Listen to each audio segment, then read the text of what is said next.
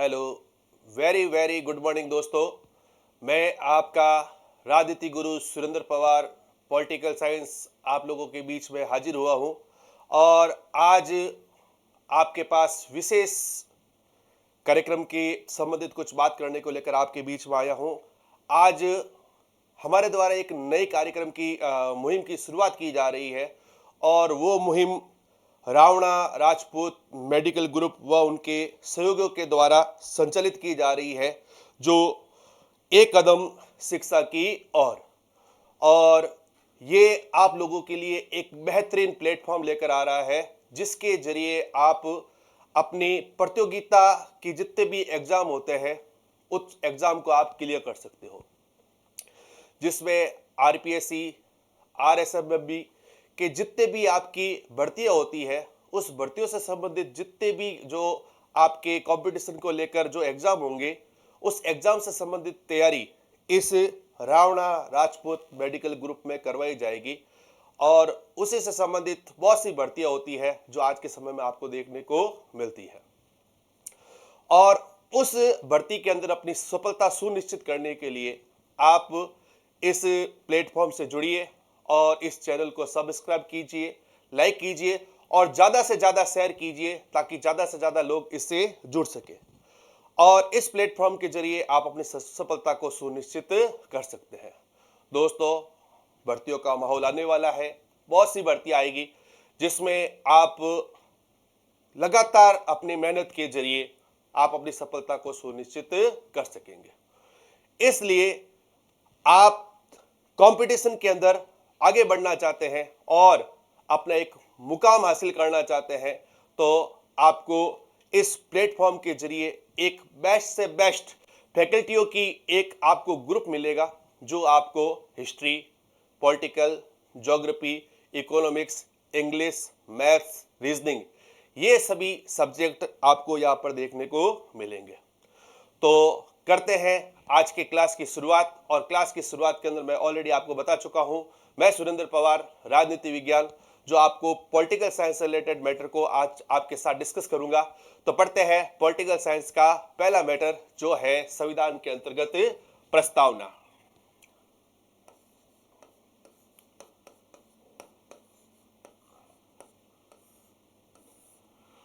दोस्तों, जब हमारे द्वारा भारतीय संविधान पढ़ा जाता है तो भारतीय संविधान के अंतर्गत मुख्य रूप से जब बात की जाती है तो एक प्रस्तावना सबसे इंपॉर्टेंट और एक महत्वपूर्ण टॉपिक होता है और उस प्रस्तावना से संबंधित अपने को इस टॉपिक बहुत ज्यादा डिस्कस करना पड़ता है और प्रस्तावना से संबंधित काफी सारे क्वेश्चन या जो प्रश्न है वो आपको हर एग्जाम में देखने को मिलते हैं। तो उसी से संबंधित अगर बात करते हैं कि ये प्रस्तावना है क्या या प्रस्तावना क्या होता है, उसके बारे में आज अपना डिस्कशन होगा। प्रस्तावना मींस प्रीएम्बल, और प्रस्तावना किसी भी देश के संविधान का जब निर्माण किया जाता है वो प्रस्तावना संविधान का प्रवेश द्वार होता है और प्रस्तावना को संविधान का इंट्रोडक्शन कह सकते हैं। ठीक है कि नहीं है? तो अब इस प्रस्तावना की बात करते हैं। तो प्रस्तावना के अंतर्गत क्या हुआ था, क्या हुआ, 13 दिसंबर 1946 को 13 दिसंबर 1946 को संविधान सभा की तीसरी बैठक हुई थी। संविधान सभा की कौन सी बैठक हुई थी? तीसरी बैठक हुई और इस बैठक में पंडित जवाहरलाल नेहरू के द्वारा उद्देश्य का प्रस्ताव प्रस्तुत किया गया। पंडित जवाहरलाल नेहरू के द्वारा उद्देश्य का प्रस्ताव प्रस्तुत किया गया और संविधान सभा में कुल 8 दिन की बहस के बाद, कितने दिन की बहस के बाद? 8 दिन की बहस के बाद 22 जनवरी 1947 को यह प्रस्ताव पारित हुआ था। 22 जनवरी 1947 को यह प्रस्ताव पारित हुआ था। तो दोस्तों, यहां से अपना क्वेश्चन पुटअप होता है, क्या होता है, ध्यान से सुनिएगा।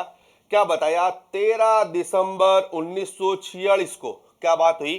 13 दिसंबर 1946 को संविधान सभा की कौन सी बैठक? तीसरी बैठक होती है और इस बैठक में पंडित जवाहरलाल नेहरू के द्वारा क्या किया गया, उद्देशिका प्रस्ताव प्रस्तुत किया गया। कौन सा प्रस्ताव प्रस्तुत किया गया, उद्देशिका प्रस्ताव प्रस्तुत किया गया, जो संविधान सभा में कुल 8 दिन की बहस के बाद, कितने दिन की बहस के बाद, 8 दिन की बहस के बाद 22 जनवरी 1947 को यह प्रस्ताव पारित हुआ था। ठीक है, तो यहां से अपने को बहुत सारे क्वेश्चन मिले जिसके आंसर इस तरह से हम दे सकते हैं कि भाई प्रश्न बनता है कि भाई जो उद्देशिका प्रस्ताव था वो कब प्रस्तुत किया गया, तो 13 दिसंबर 1946 को क्या किया गया, उद्देशिका प्रस्ताव संविधान सभा में प्रस्तुत किया गया। कौन सी बैठक में प्रस्तुत किया गया, तीसरी बैठक में प्रस्तुत किया गया। किसके द्वारा प्रस्तुत किया गया, पंडित जवाहरलाल नेहरू के द्वारा प्रस्तुत किया गया। और कुल कितने दिन की बहस चली, कुल कितने दिन तक विचार विमर्श हुआ, 8 दिन के विचार विमर्श के बाद 22 जनवरी 1947 को यह प्रस्ताव पारित हुआ था। कब हुआ था, 22 जनवरी 1947 को यह प्रस्ताव पारित हुआ। ध्यान रखना, यही से क्वेश्चन बहुत इंपॉर्टेंट बनता है। प्रस्तुत किया गया था 13 दिसंबर 1946 को, प्रस्तुत किया गया था 13 दिसंबर 1946 को, लेकिन यह प्रस्ताव जो पारित हुआ था वो हुआ था 22 जनवरी 1947 को। और अगर वहां पर यह सवाल पूछ लिया जाए कि भाई उद्देशिका प्रस्ताव कब प्रस्तुत किया गया था, तब तो 13 दिसंबर 1946, पारित कब हुआ था, तो 22 जनवरी 1947। दोस्तों, जो ये उद्देशिका प्रस्ताव है वही आगे जाकर क्या बढ़ी थी, भारतीय संविधान की प्रस्तावना बढ़ी। ठीक है कि, और इसी कारण से पंडित जवाहरलाल नेहरू को भारतीय संविधान की प्रस्तावना का लेखक भी कहा जाता है। और प्रस्तावना जो आपने 8th, 9th, 10th के बुक के पीछे भी देखा होगा और प्रस्तावना के बारे में आपने पढ़ा भी होगा, जैसे हम भारत के लोग भारत को संपूर्ण प्रभुत्व संपन्न समाजवादी पंथ निरपेक्ष लोकतांत्रिक गणराज्य बनाने के लिए तथा उसके समस्त नागरिकों को सामाजिक, आर्थिक, राजनीतिक न्याय, विचार, अभिव्यक्ति, विश्वास, धर्म और उपासना, प्रतिष्ठा और अवसर की क्षमता प्राप्त करने के लिए तथा उस सब में व्यक्ति की गरिमा, राष्ट्र की एकता, अखंडता को सुनिश्चित करने वाली बंधुत्ता को बढ़ाने के लिए आज तारीख 26 नवंबर 1949 मिति मार्गशीर्ष शुक्ल सप्तमी विक्रम संवत 2006 एतद द्वारा भारतीय संविधान को अंगीकृत, अधिनियमित व आत्मर्पित करते हैं। तो ये जो है वो है भारतीय संविधान की प्रस्तावना, क्योंकि जो ये उद्देशिका थी वही क्या हो गई, आगे जाकर भारतीय संविधान की प्रस्तावना है जो संविधान का प्रवेश द्वार कहलाती है। और प्रस्तावना में जो मैंने ये चीज बोली है इसमें से बहुत सारे क्वेश्चन आपको देखने को मिलते हैं और आज तक काफी सारे एग्जामों में इससे संबंधित सवाल भी आए हैं और उसी सवालों को मैं आपके साथ डिस्कस करने जा रहा हूं। तो ध्यान से सुनिएगा, ये उद्देशिका प्रस्ताव या प्रस्तावना का मैटर क्या है। तो ये बड़ा मैटर क्लियर होता है और उसके बाद हम नेक्स्ट मैटर की तरफ बढ़ते हैं, जिसके अंतर्गत जो अपना महत्वपूर्ण क्वेश्चन होंगे उस महत्वपूर्ण क्वेश्चनों के ऊपर अपना डिस्कशन होगा।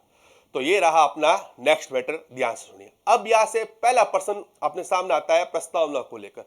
तो बात आती है कि भाई भारतीय संविधान के अंदर जो प्रस्तावना का प्रारूप है, भारतीय संविधान में जो ये प्रस्तावना का प्रारूप है, इस प्रस्तावना के प्रारूप या स्ट्रक्चर को किस देश के संविधान से लिया गया, तो अपना उत्तर हो जाएगा भारतीय संविधान में प्रस्तावना के प्रारूप या स्ट्रक्चर को यूएसए देश के संविधान से, मींस संयुक्त राज्य अमेरिका के संविधान से लिया गया। सीधा कि भाई प्रस्तावना के प्रारूप को भारतीय संविधान में किस देश के संविधान से लिया गया, सीधा उत्तर हो जाएगा कहां से लिया गया, संयुक्त राज्य अमेरिका के संविधान से लिया गया।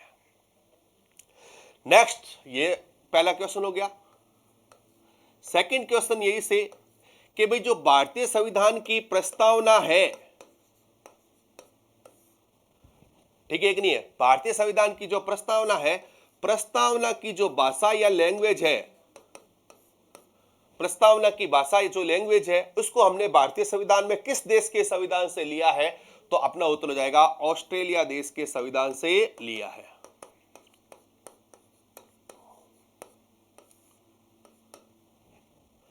दो प्रश्न, सीधे सीधे उत्तर। प्रस्तावना के प्रारूप को भारतीय संविधान में किस देश के संविधान से, यूएसए देश के संविधान से लिया गया। और प्रस्तावना की भाषा को किस देश के संविधान से, तो ऑस्ट्रेलिया देश के संविधान से लिया गया। सीधा सीधा बेटर, कोई प्रॉब्लम नहीं है। फिर नेक्स्ट बात करते हैं तीसरा पॉइंट कि अंग्रेजों के समय ब्रिटिश काल के अंतर्गत क्या हुआ था, अधिनियम पारित किए गए थे। उस अधिनियम के अंतर्गत बात करेंगे तो भारत शासन अधिनियम 1919 अधिनियम के अंतर्गत, भारत शासन अधिनियम 1919 अधिनियम के अंतर्गत क्या किया गया था, भारत शासन अधिनियम 1919 के अंतर्गत क्या किया गया था, सर्वप्रथम प्रस्तावना को शामिल किया गया था। भारत शासन अधिनियम 1919 के अंतर्गत क्या किया गया, सर्वप्रथम प्रस्तावना को शामिल किया गया था। ध्यान रखना, जितने भी अधिनियम अंग्रेजों के समय भारत के अंदर लागू किए गए थे, उस अधिनियम के अंतर्गत एकमात्र अधिनियम भारत शासन अधिनियम 1919 का अधिनियम एक ऐसा अधिनियम था जिसके अंतर्गत सर्वप्रथम क्या किया गया था, प्रस्तावना को शामिल किया गया। नेक्स्ट क्वेश्चन बढ़ता है अपना कि जो भारतीय संविधान की मूल प्रस्तावना थी, भारतीय संविधान की जो मूल प्रस्तावना थी, उस मूल प्रस्तावना में कुल कितने शब्द थे, भारतीय संविधान की जो मूल प्रस्तावना थी, उस मूल प्रस्तावना में कुल कितने शब्द थे, तो दोस्तों उत्तर हो जाएगा आपका 85। भारतीय संविधान की जो मूल प्रस्तावना की बात करेंगे, मूल प्रस्तावना में कुल शब्दों की संख्या कितनी थी, 85 शब्द थे। इस चीज के अंदर ध्यान रखिएगा। इसके बाद नेक्स्ट क्वेश्चन की बात करेंगे तो ये आएगा आपका नेक्स्ट क्वेश्चन, और ये है आपका नेक्स्ट क्वेश्चन है, पूछा जाता है भारतीय संविधान की जो प्रस्तावना है, उस भारतीय संविधान की प्रस्तावना में जो भारत शब्द का कुल कितनी बार प्रयोग हुआ है। सीधा सीधा क्वेश्चन है और कई बार पूछा भी गया है। भारतीय संविधान की प्रस्तावना में भारत शब्द का कुल कितनी बार प्रयोग हुआ है, तो दोस्तों भारतीय संविधान की प्रस्तावना में भारत शब्द का कुल 2 बार प्रयोग हुआ है। कितनी बार, 2 बार प्रयोग हुआ है। ठीक है, एक नहीं है। जैसे हम भारत के लोग, भारत को संपूर्ण प्रभुत्व संपन्न, तो 2 बार आ गया। तो भारत शब्द का कुल कितनी बार प्रयोग किया गया है, कुल 2 बार प्रयोग किया गया है। इस चीज को ध्यान रखिएगा। नेक्स्ट आगे की बात करते हैं तो भारत शब्द का कुल कितनी बार प्रयोग हुआ है, 2 बार। अगर नेक्स्ट क्वेश्चन, अगर प्रस्तावना से ही मैं आपसे पूछूं कि भाई भारतीय संविधान की प्रस्तावना में लोग शब्द का प्रयोग हुआ है या नागरिक शब्द का प्रयोग हुआ है, वापस बोल रहा हूं, भारतीय संविधान की प्रस्तावना में लोग शब्द का प्रयोग हुआ है या नागरिक शब्द का प्रयोग हुआ है, तो दोस्तों ये सेकंड ग्रेड के एग्जाम में पूछा गया सवाल है। भारतीय संविधान की प्रस्तावना में लोग शब्द का प्रयोग हुआ है या नागरिक शब्द का प्रयोग हुआ है, तो भारतीय संविधान की प्रस्तावना में दोनों ही शब्दों का प्रयोग हुआ है। लोक शब्द का भी प्रयोग हुआ है और नागरिक शब्द का भी प्रयोग हुआ है। जैसे हम भारत के लोग भारत को संपूर्ण प्रभुत्व संपन्न समाजवादी पद निरपेक्ष लोकतांत्रिक गणराज्य बनाने के लिए तथा उसके समस्त नागरिकों को, तो लोक शब्द भी आया है और नागरिक शब्द का भी प्रयोग किया गया है। नेक्स्ट अगर आपसे क्वेश्चन करें कि भारतीय संविधान की जो प्रस्तावना है, उस भारतीय संविधान की अगर प्रस्तावना की बात की जाती है, ठीक है कि नहीं है, तो भारतीय संविधान की प्रस्तावना में आज तक कुल कितनी बार संशोधन हो चुका है, कुल कितने संशोधन हुए हैं, उसके बारे में बताइए। तो बात करते हैं तो भारतीय संविधान की प्रस्तावना में आज तक कुल संशोधन हुए हैं, कुल संशोधन हुए हैं तो सिर्फ और सिर्फ एक बार संशोधन हुआ है। भारतीय संविधान की प्रस्तावना में आज तक सिर्फ और सिर्फ एक बार संशोधन हुआ, और वो संशोधन कौन सा हुआ था, 42वें संविधान संशोधन 1976 के द्वारा। 42वें संविधान संशोधन 1976 के द्वारा संविधान की प्रस्तावना में 3 शब्द जोड़े गए। कितने शब्द जोड़े गए, 3 शब्द जोड़े गए, और 3 शब्दों में सबसे पहला शब्द आ जाएगा आपका समाजवाद, दूसरा शब्द आ जाएगा आपका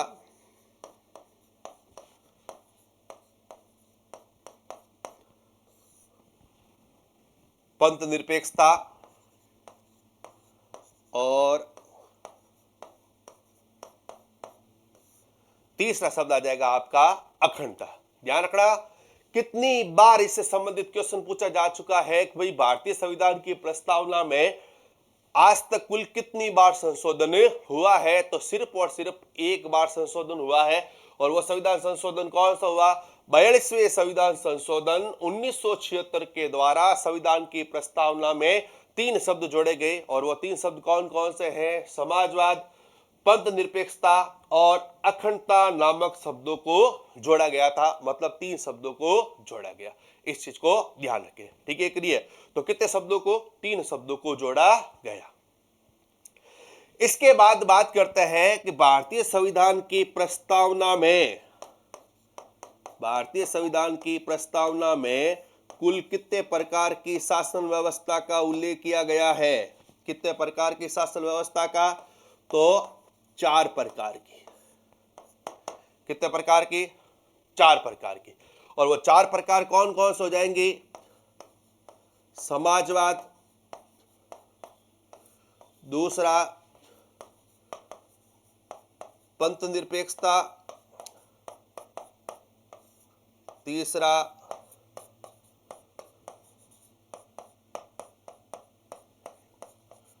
लोकतंत्रात्मक और चौथा गणराज्य। तो संविधान की प्रस्तावना में कुल 4 प्रकार की शासन व्यवस्था का उल्लेख किया गया। और वो कौन कौन से हो जाएंगे? समाजवाद, पंथ निरपेक्षता, लोकतंत्रात्मक और गणराज्य। 4 प्रकार की शासन व्यवस्था का उल्लेख किया गया है।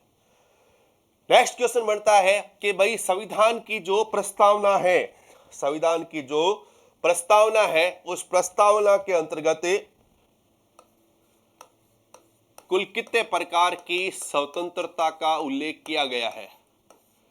संविधान की प्रस्तावना के अनुसार कुल कितने प्रकार की स्वतंत्रता का उल्लेख किया गया है? तो कुल 5 प्रकार की स्वतंत्रता का उल्लेख किया गया। कितने प्रकार की? संविधान की प्रस्तावना में कुल 5 प्रकार की स्वतंत्रता का उल्लेख किया गया। पहली जो हो जाएगी आपके विचार, दूसरी अभिव्यक्ति, तीसरा विश्वास, चौथा उपासना और 5वां धर्म। ध्यान रखिएगा, बहुत इंपॉर्टेंट क्वेश्चन है कि भाई भारतीय संविधान की प्रस्तावना में कुल कितने प्रकार की स्वतंत्रता का उल्लेख किया गया? तो कुल 5 प्रकार की स्वतंत्रता का उल्लेख किया गया। विचार, अभिव्यक्ति, विश्वास, उपासना और धर्म, कुल 5 प्रकार की स्वतंत्रता का उल्लेख है। नेक्स्ट बात करते हैं भारतीय संविधान की प्रस्तावना में। भारतीय संविधान की जो प्रस्तावना है उसमें कुल कितने प्रकार के न्याय का उल्लेख किया गया? भारतीय संविधान की प्रस्तावना में कुल कितने प्रकार के न्याय का उल्लेख किया गया? तो दोस्तों, भारतीय संविधान की प्रस्तावना में कुल 3 प्रकार के न्याय का उल्लेख किया गया है। कितने प्रकार के? 3 प्रकार के न्याय का उल्लेख किया गया। एक हो जाएगा आपका सामाजिक न्याय, दूसरा आर्थिक न्याय और तीसरा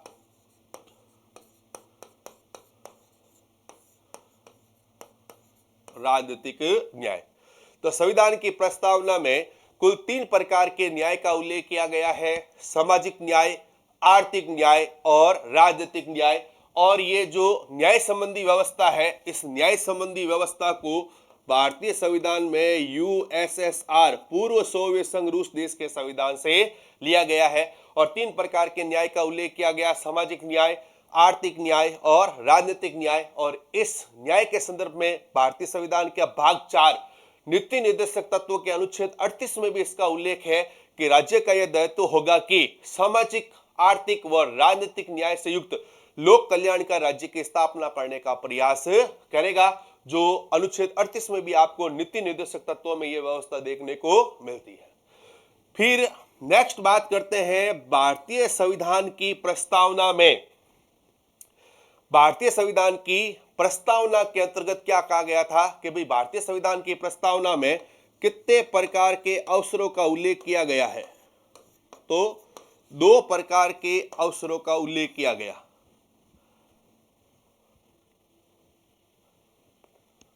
ठीक है, तो 2 प्रकार की समानता क्या उल्लेख किया गया इसके अंतर्गत?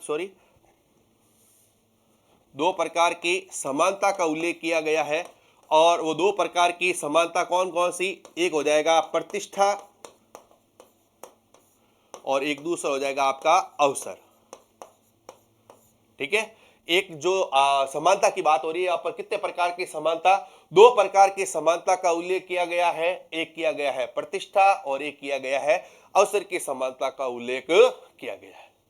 तो दोस्तों, प्रस्तावना से रिलेटेड बहुत सारे क्वेश्चन देखने को मिलते हैं जो अपने लिए बहुत ज्यादा इंपॉर्टेंट है और अपने लिए बहुत ज्यादा महत्वता रखते हैं। जो मोस्ट इससे रिलेटेड बहुत सारे क्वेश्चन देखने को मिलते हैं और बनते भी हैं। ठीक है कि नहीं है? तो ये मैंने आपको एक अलग अलग चीजें बताई। और अब भारतीय संविधान की प्रस्तावना की बात करते हैं। तो प्रस्तावना से संबंधित कुछ वाद है, उस महत्वपूर्ण वाद पर आपके साथ डिस्कस करता हूं जो प्रस्तावना को लेकर हुए थे वाद। अब वाद की बात करेंगे तो सबसे पहला वाद 1960 का बेरुबारी वाद। 1960 का बेरुबारी वाद बेरुबारी यूनियन एवं एक्सचेंज ऑफ एन्क्लेव मामले में सर्वोच्च न्यायालय के द्वारा निर्णय दिया गया। किसके द्वारा?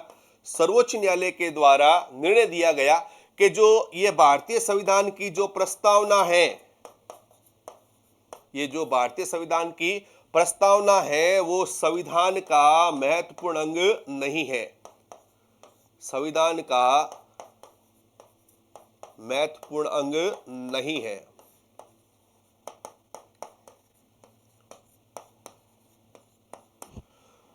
जो प्रस्तावना है वो संविधान का महत्वपूर्ण अंग नहीं है। इस कारण से भारतीय संसद जो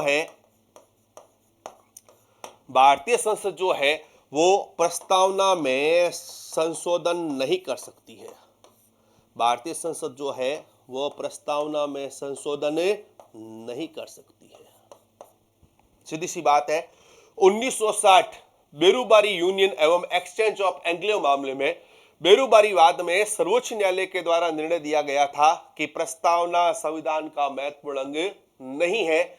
इस कारण से भारतीय संसद प्रस्तावना में संशोधन नहीं कर सकती है। साफ साफ मना कर दिया गया था। लेकिन एक महत्वपूर्ण निर्णय दिया गया 1973 वाद में। 1973 केशवानंद भारती बनाम केरल राज्यवाद में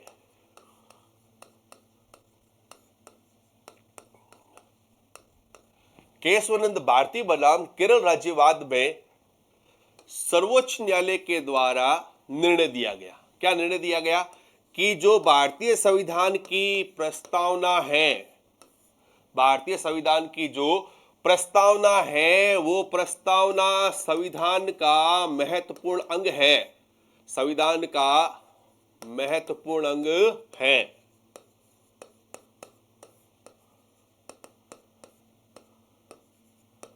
महत्वपूर्ण अंग है। और भारतीय संसद जो है वो प्रस्तावना में अनुच्छेद 368 की प्रक्रिया से संशोधन कर सकती है। क्या कर सकती है? 368 की प्रक्रिया से संशोधन कर सकती है, लेकिन उसके मूल ढांचे में बदलाव नहीं कर सकती है।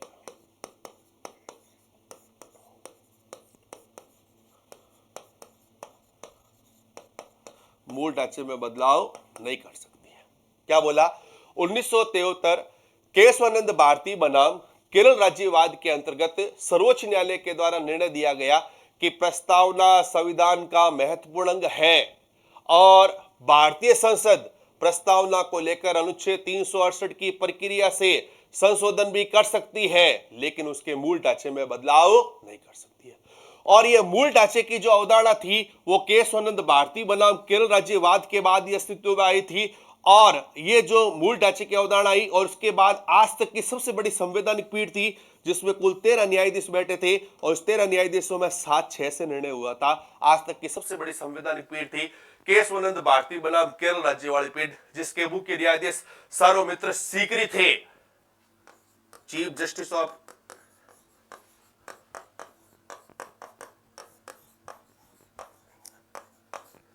मुख्य न्यायाधीश थे सौमित्र सीकरी, और उस समय ये ऐतिहासिक निर्णय दिया गया था। ठीक है कि नहीं है? तो देखिए, ये प्रस्तावना से रिलेटेड मैंने बहुत सारा आपको इंपॉर्टेंट मैटर कराया, जो मैं आपके साथ एक बार वापस डिस्कस करता हूं। हाँ जी, पहले प्रस्तावना को लेकर आपके साथ डिस्कस किया और बताया प्रस्तावना संविधान का प्रवेश द्वार होता है, और इस प्रवेश द्वार के अंतर्गत बताया 13 दिसंबर 1946 को संविधान सभा की जो तीसरी बैठक हुई, इस बैठक में पंडित जवाहरलाल नेहरू के द्वारा उद्देशिका प्रस्ताव प्रस्तुत किया गया, जो संविधान सभा में कुल 8 दिन की बहस के बाद 22 जनवरी 1947 को यह प्रस्ताव पारित हुआ। जो ये उद्देशिका प्रस्ताव वर्तमान में भारतीय संविधान की प्रस्तावना, हम भारत के लोग भारत को संपूर्ण प्रभुत्व संपन्न समाजवादी पंथ निरपेक्ष लोकतांत्रिक गणराज्य बनाने के लिए तथा उसके समस्त नागरिकों को सामाजिक आर्थिक राजनीतिक न्याय विचार अभिव्यक्ति विश्वास धर्म और उपासना प्रतिष्ठा और अवसर की समता प्राप्त करने के लिए तथा उस समय व्यक्ति की गरिमा राष्ट्र की एकता अखंडता को सुनिश्चित करने वाली बंधुता को बढ़ाने के लिए आज तारीख 26 नवंबर 1949 मिति माघ श्री शुक्ल सप्तमी विक्रम संवत 2006 द्वारा भारतीय संविधान को अंगीकृत अधिनियमित और आत्मर्पित करते हैं। अब इससे रिलेटेड महत्वपूर्ण क्वेश्चन जो देखिए, अब बात करेंगे प्रस्तावना का जो प्रारूप है उसको भारतीय संविधान में कहां से लिया गया? यूएसए से। प्रस्तावना की भाषा को कहां से लिया गया? ऑस्ट्रेलिया से। भारत शासन अधिनियम 1919 अधिनियम एक ऐसा अधिनियम था जिसके अंतर्गत सर्वप्रथम क्या किया गया? प्रस्तावना को जोड़ा गया। मूल प्रस्तावना में शब्द कितने थे? 85 शब्द थे। और प्रस्तावना में भारत शब्द का कुल कितनी बार प्रयोग हुआ? 2 बार। और संविधान की प्रस्तावना में लोक शब्द का प्रयोग हुआ या नागरिक शब्द का? दोनों ही शब्दों का प्रयोग हुआ है। संविधान की प्रस्तावना में आज तक कुल कितने संशोधन हुए? 1। और कौन सा संविधान संशोधन? 42वां संविधान संशोधन 1976 के द्वारा 3 शब्द जोड़े गए, समाजवाद, पंथ निरपेक्षता और अखंडता नामक शब्दों को जोड़ा गया। प्रस्तावना के अंतर्गत कुल कितने प्रकार की शासन व्यवस्था का उल्लेख किया गया? 4। समाजवाद, पंथ निरपेक्षता, लोकतंत्रात्मक और गणराज्य जैसे शब्दों का प्रयोग हुआ। पूछे भाई, भारतीय संविधान की प्रस्तावना में कुल 5 प्रकार की स्वतंत्रता का उल्लेख है, कौन कौन सी? विचार, अभिव्यक्ति, विश्वास, उपासना और धर्म। पूछे संविधान की प्रस्तावना में कुल कितने प्रकार के न्याय? 3 प्रकार के, सामाजिक, आर्थिक और राजनीतिक न्याय। प्रस्तावना में कुल कितने प्रकार की समानता? 2 प्रकार की, प्रतिष्ठा और अवसर की समानता। वाद 1960 बेरूबारी यूनियन एवं एक्सचेंज मामले 1960 बेरूबारी वाद के अंतर्गत सर्वोच्च न्यायालय के द्वारा निर्णय दिया गया कि संविधान का महत्वपूर्ण अंग नहीं है प्रस्तावना, इसलिए भारतीय संसद प्रस्तावना में संशोधन नहीं कर सकती। लेकिन 1973 केशवानंद भारती बनाम केरल राज्यवाद में सर्वोच्च न्यायालय के द्वारा निर्णय दिया गया कि प्रस्तावना संविधान का महत्वपूर्ण अंग है, इसलिए भारतीय संसद अनुच्छेद 368 की प्रक्रिया से संशोधन कर सकती है, लेकिन मूल ढांचे में बदलाव नहीं कर सकती है। ये प्रस्तावना से रिलेटेड महत्वपूर्ण और आज तक की सबसे बड़ी संवैधानिक पीठ, जिसके अंतर्गत 7-6 से निर्णय दिए गए, और उस समय मुख्य न्यायाधीश थे सौमित्र सीकरी। एसएम सीकरी उस समय सर्वोच्च न्यायालय के मुख्य न्यायाधीश थे। इस चीज को ध्यान रखिएगा। तो दोस्तों, इसी प्रकार से बहुत सारे क्वेश्चन आप लोगों के साथ में डिस्कस करेंगे। बस आप इस चैनल को सब्सक्राइब कीजिए, लाइक कीजिए, ज्यादा से ज्यादा शेयर कीजिए, क्योंकि एक मुहिम शुरू करने जा रहा है रावणा राजपूत मेडिकल ग्रुप और उनके सहयोगियों के द्वारा, और एक कदम शिक्षा की ओर और समाज को अग्रसर करने के लिए, शिक्षा की ओर आगे बढ़ाने के लिए एक महत्वपूर्ण कदम उठाया जा रहा है। और आपको यहाँ पर इस प्लेटफॉर्म पर विभिन्न कॉम्पिटिशन एग्जाम की तैयारी करवाई जाएगी। तो आप प्लीज ज्यादा से ज्यादा इस प्लेटफॉर्म से जुड़िए, ताकि आप अपनी सफलता को सुनिश्चित कर सके, समाज को आगे बढ़ा सके, देश को आगे बढ़ा सके, और एक अच्छा समाज हमारे बीच के अंदर उभर कर सामने आए, एक अच्छा देश उभर कर आए, और हम भारत का नाम रोशन कर सके। तो सभी लोगों से यही निवेदन, सभी से यही रिक्वेस्ट है कि आप ज्यादा से ज्यादा इस चैनल को सब्सक्राइब करें, लाइक करें, और अपने दोस्तों को, अपने साथियों को, अपने परिवार के सदस्यों को इसका ज्यादा से ज्यादा फायदा पहुंचाए और ज्यादा से ज्यादा लोगों को जोड़िए, ताकि आप लोगों का सहयोग आप लोगों का साथ ही हम लोगों को आगे लेके जाएगा और हम आप लोगों के सपोर्ट से बहुत बड़े बड़े काम कर पाएंगे। तो आप सभी लोगों का बहुत बहुत धन्यवाद। आप क्लास के अंदर कंटिन्यू बड़े हुए रहे और हमारी क्लास को देखने के लिए, उसके लिए आपका बहुत बहुत धन्यवाद। Thank you very much. जय हिंद, जय भारत।